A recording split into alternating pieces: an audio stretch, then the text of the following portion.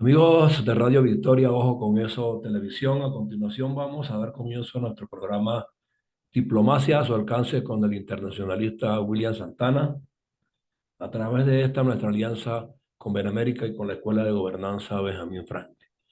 Bueno, el mundo está alborotado, tiene tiempo así, pero estoy observando, William, que en los países autoritarios las protestas no cesan. La gente ha asumido como un rol bastante combativo en la calle, sin armas, que es lo admirable. Saben que los regímenes pues son capaces de diezmar poblaciones enteras, pero sin embargo se atreven.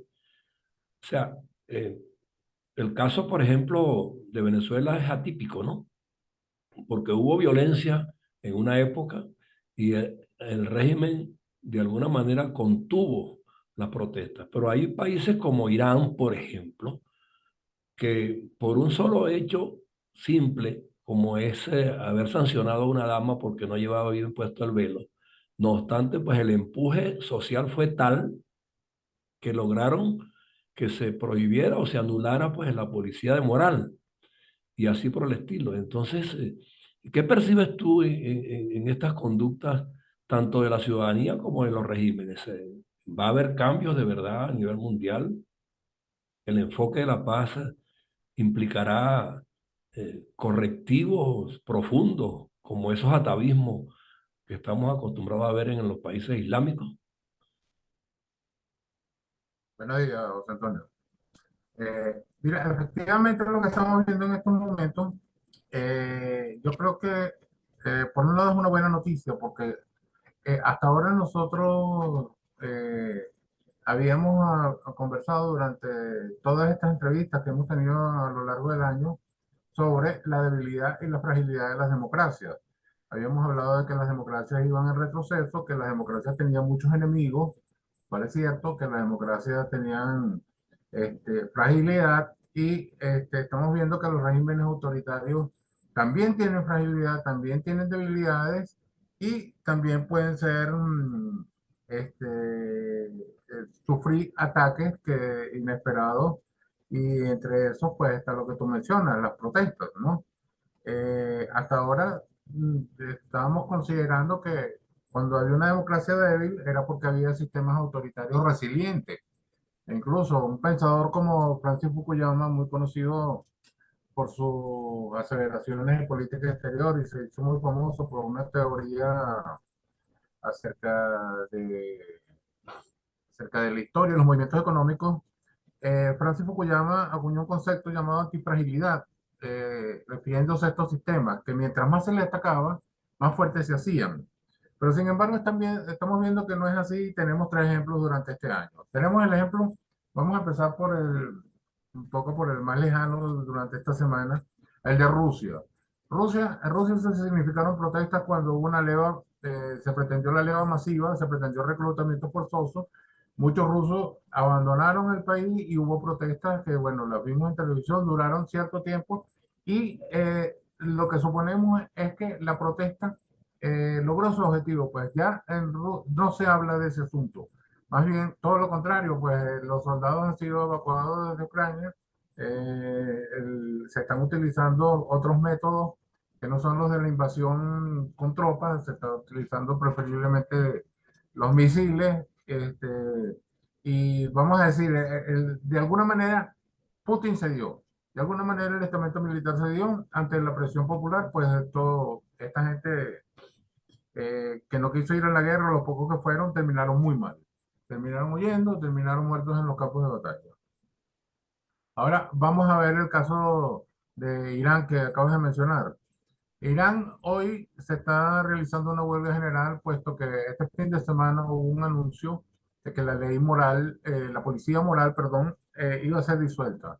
La Fiscalía General hizo ese anuncio, luego a última hora se dice que no, que fue malinterpretada las declaraciones del vocero de la Fiscalía y que la policía moral no va a ser disuelta.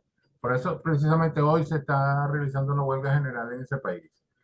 Esta protesta, como tú bien lo señalaste en la última vez que conversamos, es más larga que las anteriores y ya tiene otra connotación. ya anteriormente habían sido por problemas de desabastecimiento en algún momento, por acusaciones de fraude electoral. Pero en esta oportunidad ya va directamente hacia el régimen. Ya el yihad o el velo islámico no es solamente la prenda, sino es lo que representa el dominio de los ayatolás sobre la sociedad. Y este anuncio, la eliminación de la policía moral, que luego pues, no sabemos a ciencia cierta qué sucedió realmente, si estaba autorizado el vocero o no, si fue a última hora cambiada la versión por el gobierno, pero sin embargo está reflejando una reacción y una reacción de debilidad del régimen de los ayatolás. Eso está sucediendo en estos momentos y lo que se prevé, según los analistas, es que esto no va a ser un movimiento que se va a detener muy pronto. E incluso esto podría generar en algún momento una segunda ola como la que hubo en su momento con la primavera árabe, puesto Ujú. que estos regímenes que se centran en tanto en afectar a los derechos de las mujeres como de homosexuales y de otros grupos, no son exclusivos de Irán, están en todas las monarquías del Golfo y están en los países del norte de África. Entonces, estas prácticas que para nosotros son antihistóricas, pues, y desfasadas del mundo en el que vivimos hoy, pues pueden provocar en algún momento cambios de régimen como aquellos sorpresivos de la primavera árabe, donde el incendio de un florista en una plaza generó que cayera el régimen en Túnez, en Egipto y en otros dos estados más. Ahora bien, lo que está sucediendo en China y que también, que quizá pueda Es por un sorprender a motivo algunos. diferente, ¿no? Ahí es por un motivo diferente. En China, un motivo diferente, exactamente, el motivo es Problema eh, de salud colectiva, ¿no? el problema es vamos a decir, la gente ya se cansó de estos confinamientos que se están realizando en las provincias de China, que son provincias que a pesar de que China es un estado centralista, estas provincias tienen la autonomía para tomar esas medidas que en algunos casos han sido draconianas, y es el caso de Shanghai, este, de donde proviene el primer ministro que acaba de formar gobierno con Xi Jinping. Ujú. Y pudiera ser una oportunidad para Xi Jinping de salirse de alguna manera de de esta situación que no le hace bien a su imagen en política exterior, puesto que recién inaugurado con todos los poderes en los que fue investido, que eso no se había visto desde la época de Mao, pues de que se le levanten unas provincias, siguiendo una hoja en blanco, que puede ser interpretado de que no queremos más confinamiento, pero también puede ser interpretado para Xi Jinping, para él es muy duro, puesto que ya se está admitiendo, la capacidad hospitalaria de China no es suficiente, la efectividad de las vacunas chinas no es suficiente, pues ya se iniciaron las conversaciones para poner dosis de vacunas alemanas de la Pfizer, e incluso se está hablando de que se elaboren en Taiwán. O sea, que algo que también debe ser se está esperando la autorización china, y esto está revelando fallas dentro del sistema chino y lo pone a Xi Jinping en una encrucijada. Y la encrucijada es que permitir el, que las medidas sean aflojadas, sean eliminadas o sean suavizadas, es un peligro para la economía porque hay en China más de 1.000 millones de personas y hay 40.000 infecciones diarias según números oficiales chinos. 40.000 infecciones esas significan un alto porcentaje que puede perjudicar en mucho la economía china y pues como todos sabemos, ese es Eh, para el régimen chino, esto es la gran preocupación, pues cómo sobrevivir dentro de toda esta época post-COVID, cómo sobrevivir dentro de toda esta época de enfrentamiento, no solo con los Estados Unidos, sino también con la Unión Europea. Y lo estamos viendo como Alemania se está tratando de desembarazar de la dependencia que tiene de China en materia materia comercial, más que tecnológica, en materia comercial, asunto que a los chinos probablemente les cueste mucho en lo que tiene que ver con su crecimiento económico y como ha sido hasta ahora la locomotora en Asia, para el crecimiento de toda la región, todo el Indo-Pacífico, todo el sudeste asiático. Sí, pero lo que se va poniendo en evidencia es que la interdependencia es inevitable y es necesaria. Y ningún país, ni por mucha población que tenga, ni por mucho desarrollo, puede resolver a lo interno todos los problemas que se le puedan presentar.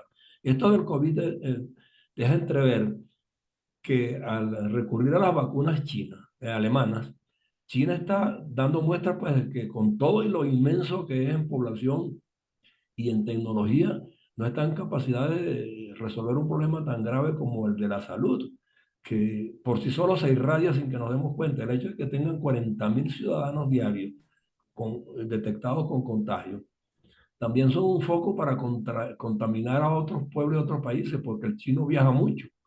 Entonces, ¿cómo acabar con este tipo de problemas sociales, sobre todo en materia de salud, si la movilidad impide que se controlen de una manera adecuada?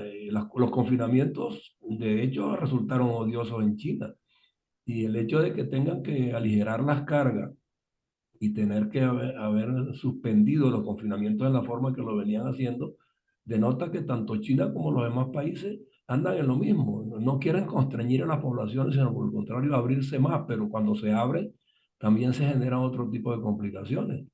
Ahí están las migraciones. Las migraciones andan por todas partes y con ellos van enfermedades, van delitos, eh, van conflictos de todo orden, van trasladando a otros países también problemas como limitación en los servicios, porque al llegar un contingente de 1 millón, 2 millones de personas, alteran el programa que cualquier provincia o alcaldía o como se llama, o departamento, pues experimente, ¿no? Entonces esos presupuestos se resquebrajan todos, porque es Sí, consumo, una cantidad de cuestiones, ¿no? bueno, aquí me estás planteando un tema, vamos a volver al primero, que es el referido al confinamiento en China y a las reacciones, las protestas que ha habido. Fíjate tú que, y volviendo un poco más a lo anterior que yo te había hablado al principio acerca de las condiciones de la democracia en estos momentos y las nuevas condiciones de los autoritarismos, lo que estamos viendo son las maneras, los enfoques para resolver los problemas de cada uno de estos sistemas. En los sistemas democráticos es sumamente difícil tomar decisiones y hemos visto los debates tan acalorados acerca de si el uso de la mascarilla o no, el cierre de los negocios, todo se somete a debate, todo se somete a la consideración, no solamente dentro de los congresos y dentro de todos los órganos políticos, sino también de la propia sociedad, pues la sociedad civil participa. En cambio, en un sistema autoritario, esto no es así. En un sistema autoritario como lo que hay en Rusia, Irán, en este caso China, lo que sucede es que la decisión se toma a través de un comité central, de un órgano centralizado que no tiene contrapeso. Y la decisión cuando se toma es responsabilidad exclusiva de quien la está tomando. O sea, que es una de la fragilidad que tiene el sistema, de que es el único que puede ser tildado de exitoso o de fracasado. Y en este caso, eso es precisamente lo que está sucediendo con Xi Jinping, lo que ha sucedido con Putin, lo que está sucediendo con el régimen de los ayatolás, que decisiones que tomen cuando fracasan, pues tienen un gran descrédito dentro del sistema internacional, tienen el temor y la espada de Damocles permanente de que puedan ser sustituidos, y que siempre, pues, supuesto que en todas las sociedades políticas en el mundo, los poderes hegemónicos en algún momento pueden ser acechados por otro poder al interno, y eso lo hemos visto a través de toda la historia, pues. No ha habido poderes eternos, todos han sido sustituidos. Han caído imperios Este, completos, el imperio exacto, persa, el imperio romano, el imperio antiguo han exacto. caído. Bueno, hay una obra muy conocida dentro de los politólogos y de los internacionalistas, que es de Paul Kennedy, que se llama La hoja y caída de los grandes imperios. Y allí está narrada históricamente, pues eso que ha sucedido, y es algo que va a suceder con esto, con, con lo que está creando, lo que ha pretendido crear Putin, que no ha podido, con lo que hasta ahora ha creado Xi Jinping en un mar tormentoso, vamos a ponerlo de alguna manera, porque no ha sido miel sobre hojuelas lo que está haciendo y lo que cada vez le cuesta más a los ayatolás, que dentro de un mundo que venía hacia el orden, hacia la protección de los derechos humanos y hacia su promoción, se encuentren atavismos, se encuentren actitudes y políticas como tan atrasadas y tan eh, en contra de los valores de la civilización. Ya no vamos a llamarla la civilización occidental, vamos a llamarla de la sociedad que se aspira en el mundo, pues de que no haya violaciones tan crueles a los derechos humanos y por haberse colocado mal un velo, una persona, ¿cómo va a ser llevada a la muerte? Eso no debería suceder en ninguna parte del mundo. Sí, y no, es que el problema también está en que, por ejemplo, China pudiera argumentar, el mejor defensor de los derechos humanos soy yo porque estoy tratando de que mis ciudadanos no se contagien de manera extendida, y entonces tengo que confinar, entonces uso la fuerza si es necesario.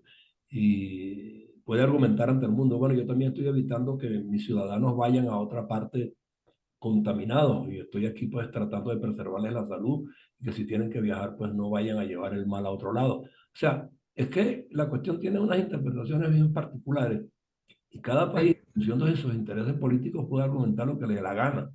Pero el problema es que no es creíble. En esos términos no es creíble porque es que definitivamente cuando tú confinas a alguien estás coartando la libertad y la democracia, quieras o no. Y el ciudadano es el que en el fondo, de alguna manera, empuja a los regímenes a que cambien las normas, pero las normas no las evalúan adecuadamente nunca, siempre es en función de la preservación del dominio y la política, y conservar esa potestad autoritaria por encima del ciudadano, y el ciudadano nunca tiene la voz libre que anda buscando. Entonces es complejo el problema. Justamente lo que estás diciendo es lo que caracteriza esta nueva era de Xi pues. Tanto el centralismo autoritario como la relativización de conceptos, entre ellos el de la democracia y el de los derechos humanos. Ellos crean su propio imaginario, puesto que eso no a ningún occidental le cabe en la cabeza, cuáles son sus derechos humanos, cuál es su concepto de una sociedad libre, cuál es su concepto de democracia y por supuesto que eso no, que eso choca completamente contra los valores occidentales, los que nosotros conocemos, y esa relativización puede ser aceptada por los propios ciudadanos chinos que han mantenido como una especie de contrato social y es en el que han cedido libertad política a cambio de beneficios económicos. Pero los beneficios económicos ya no están siendo los mismos que antes. Entonces, por eso es que esa estructura se está rompiendo y precisamente por eso es donde vienen las protestas. Por eso es cuando el chino considera válidas las protestas. El chino no está protestando contra el Partido Comunista. El chino está protestando contra sus condiciones de vida. Exacto. Entonces, allí eso es el sustrato económico social en donde se está produciendo la afectación, pero eso pudiera llevar en un futuro a una afectación política, que no se ve en este momento, es verdad, porque el poder de Xi Jinping, con el que ha sido, o investido o ha sido investido por este grupo muy pequeño que creo de 7 personas, que son realmente quienes dirigen mil y pico de millones, pero que funciona. Pero también, como te dije desde un principio, estos sistemas, por mucho, muy resilientes que luzcan, también tienen sus puntos frágiles, tienen su talón de Aquiles y es lo que estamos viendo en estos momentos. Y no sabemos todavía cuáles van a ser las consecuencias, ni a corto, ni a mediano, ni a largo plazo, José Antonio, porque en el análisis que se haga en estos momentos dentro de la comunidad internacional y dentro de todas estas relaciones, la futurología no creo que sirva de mucho. Hacer predicciones, yo creo que es sumamente arriesgado en estos tiempos. Y lo que sí podemos es simplemente pensar en las previsiones que pueda tener el sistema para mantenerse dentro de una relativa paz y dentro de una relativa seguridad. Sí, Relativa, yo claro. creo que es lo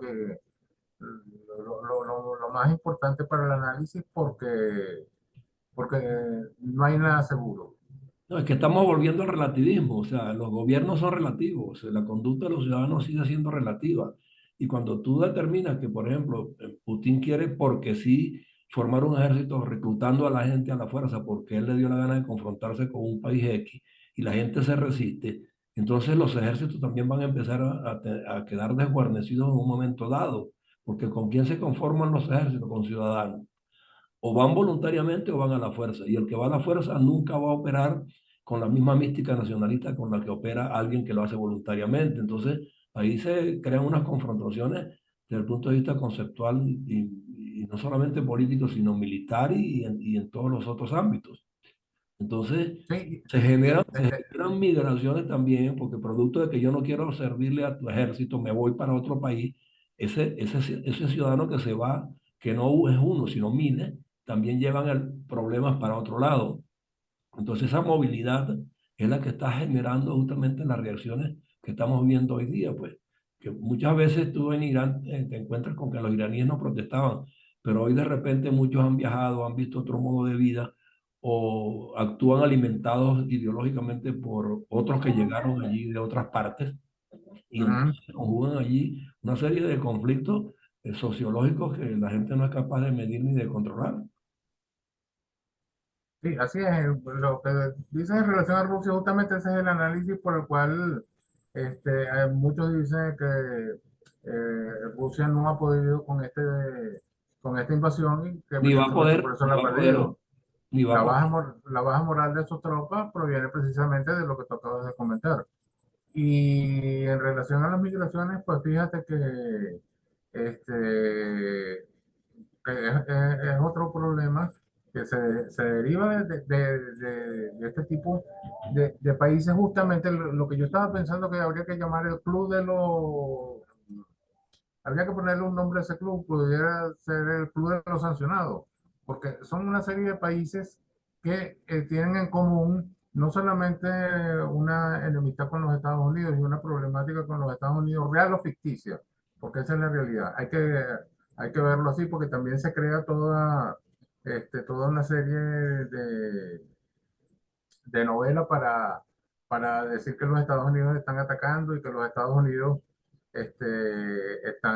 son el origen de todos los males que sufre alguno de estos países, como en el caso de Cuba, el caso de Nicaragua, el caso de Venezuela. Fíjate tú, todos estos países forman parte de un club y ese club, que el denominador común es su aversión hacia los Estados Unidos, también es un club de sancionados por otros estados, por la Unión Europea, bien sea, o por otros países unilateralmente. Y bueno, son fácilmente identificables. Ahí están Rusia, China, Siria, Irán, Cuba, Nicaragua, Venezuela, este, y dos o tres africanos que permanentemente se reúnen dentro del sistema internacional, tanto en Naciones Unidas, en el Consejo de Derechos Humanos, en donde tengan alguna afinidad, algún interés para bloquear o torpedear asuntos que son de importancia, pues, especialmente lo que son los derechos humanos. Y cualquier otro asunto en el que ellos tengan algún interés, y muchas veces lo logran, pues, porque como hemos hablado otras veces, ya son una parte importante, han colonizado el sistema global, no solo de las Naciones Unidas, sino de otros organismos internacionales también. Entonces, este club, pues, en la medida en que uno de ellos se muestre debilidad, pues el club pierde fuerza.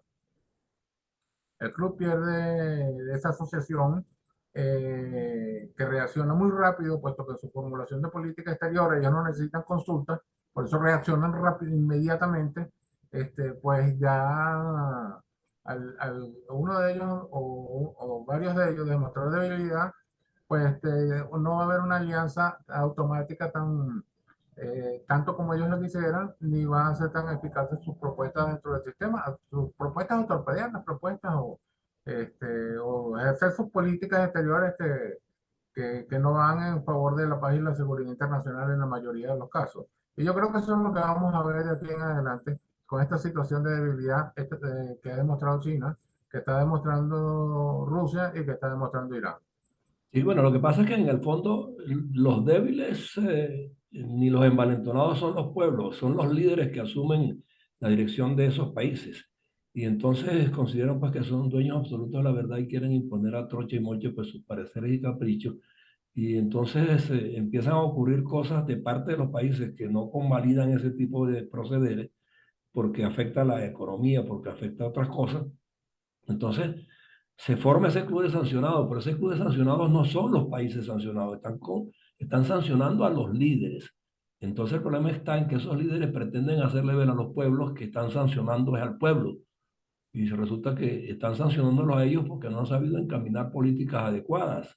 Y ahí es donde se conjuga la confusión. Y esa confusión alguien tiene que ponerla de manifiesto y demostrarla, porque a mí no me extrañaría que mañana pasado tú veas en Estados Unidos manifestaciones como lo que estaba ocurriendo en Irán por un cualquier tema baladí, pero la asume un pueblo y si el pueblo va para la calle de Estados Unidos, ¿qué pasaría? Sí, bueno, ya ha sucedido, por motivos raciales ya lo hemos visto. Y lo que está diciendo, pues esto de los regímenes mesiánicos y de las dictaduras es algo típico. Su identificación personal con el pueblo o su identificación a un nivel metafórico con los símbolos del pueblo, los símbolos patrios, perdón, y eso es un lenguaje que ya lo decía Goebbels, el jefe de propaganda nazi, que había que mentir, mentir hasta que la mentira se convirtiera en verdad. Pues y eso es lo que nosotros vemos aquí. La Es- primera vez no suena raro, pero después que lo dicen 100 veces ya se familiariza tanto el mensaje que confunde a más de uno. Y precisamente allí es donde está yo creo que lo más importante para todo esto, José Antonio, es la educación, lo que tú has mencionado muchísimas veces, que siempre ha sido en el fondo tu gran mensaje a la audiencia y es la formación ciudadana, el tener conocimiento en lo que tú llamas la academia. Yo creo que allí está el escudo más grande frente a todas estas perversiones que suceden en el sistema internacional y que debería de ser asunto del pasado y que sin embargo vemos como existen estos retrocesos impensables en un siglo que debería haber sido el del avance, el de la tecnología, el de la salud, el del bienestar, el de los derechos humanos y el de la democracia. Así es, pero no lo ha sido y mira que ya desde la Segunda Guerra Mundial hasta hoy, que era el propósito que se andaba buscando, no se ha logrado. Y siguen los conflictos, y siguen las tiranteses, y siguen los imperios, y siguen las hegemonías por un lado y las carencias por otro. Entonces no hay equilibrio, no se ha llegado pues, a un nivel adecuado de encontrar la paz de manera extendida y simultánea en todos los países. Y los No, conflictos, más bien vamos en retroceso. nosotros aquí los vamos Vamos a ir analizando pues semana a semana. Así que gracias por tu tiempo en esta oportunidad. Estamos hoy es ya lunes, sí, lunes 5 de diciembre. Imagínate, tenemos encima pues ya la Navidad y el país, el mundo convulsionado. Un sí, abrazo. bueno, igual para ti, José Habla Antonio. William Santana en su segmento Diplomacia a su alcance. Bueno, intentamos que la diplomacia opere para que se alcancen esos estadios de paz, pero parece que tampoco la dejan actuar. Actúan siempre los demagogos, los populistas y los diplomáticos, que son los que de alguna manera están formados para aproximar a los pueblos y conjugar temas coherentes. No tienen cabida hoy día. Los políticos se han impuesto, los políticos de pacotilla, como se dice en criollo, ¿no? Y son los que Bueno, y nos alejan de la verdad. Gracias, Willy. ok, bueno, José Antonio. Un abrazo.